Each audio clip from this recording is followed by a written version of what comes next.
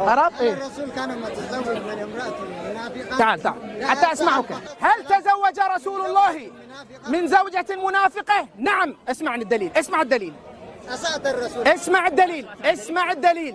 يسألني هل تزوج النبي من امرأة منافقة؟ نعم. لماذا؟ ما الدليل على ذلك؟ الجواب: أولا إن رسول الله ما كان بدعا من الرسل، وإن رسل الله قد تزوجوا بمنافقات. وإذا قبلنا أن نبيا من أنبيائه يتزوج منافقة فعلى من نستبشع ذلك في رسول الله؟ هذا أولا. ثانيا، هل تعرف قتيلة بنت قيس؟ لا تعرفها، أنا أخبرك بها. قتيلة بنت قيس الكندية تزوجها النبي صلى الله عليه وآله إجماعا، ومع ذلك أجمع المسلمون أن هذه المرأة ارتدت من بعده واتبعت مسيلمة الكذاب ونكحها عكرمة بن أبي جهل. فلماذا تقبل أن قتيلة ترتد وتكون منافقة ولا تقبل في عائشة على رأس ريشة مثلا بنت الملك؟ على كل حال، نعم، إن رسول الله صلى الله عليه وآله تزوج التي أثبت الله نفاقها في القرآن. فقد صغت قلوبكما. ما معنى صغت؟ ما الآية؟ سورة التحريم. نفاقها في القرآن. الله يقول إن تتوبا إلى الله فقد صغت قلوبكما. أسألك بالله، هل تعرف ما معنى صغت؟ صغت في القرآن تعرفها. الله يقول ربنا لا تزغ قلوبنا بعد إذ هديتنا، وأثبت في كتابه أن عائشة زاغ قلبها. إذن خرجت عن الهداية.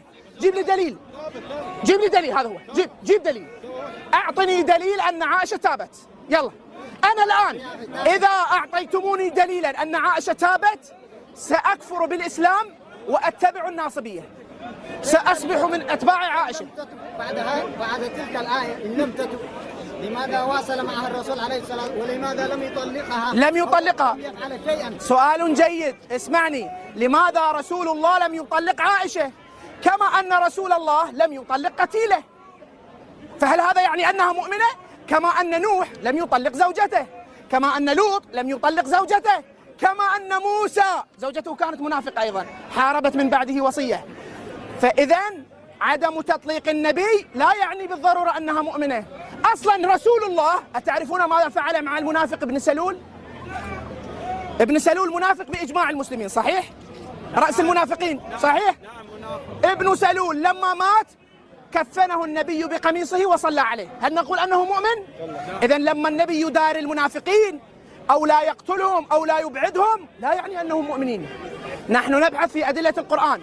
أعطوني دليلا أن عائشة تابت وقد أثبت الله نفاقها في القرآن. يلا، أين أنتم يا ابن عائشة؟ أين أنتم يا من تقولون عائشة أم المؤمنين؟ جيبوا لي دليل أن عائشة تابت. لا يوجد، لا يوجد. هي التي لماذا نستهدف عائشة إخواني؟ نحن نستهدف عائشة لأنها شوهت سمعة نبينا. أنتم هل تؤمن بنبي يريد الانتحار؟ هل تؤمن بنبي يريد الانتحار؟ هرب. أسألكم بالله، هل تؤمنون بنبي يريد الانتحار؟ قولوا لي، هل تؤمنون بنبي مسحور يخيل إليه أنه يفعل الشيء وما يفعله؟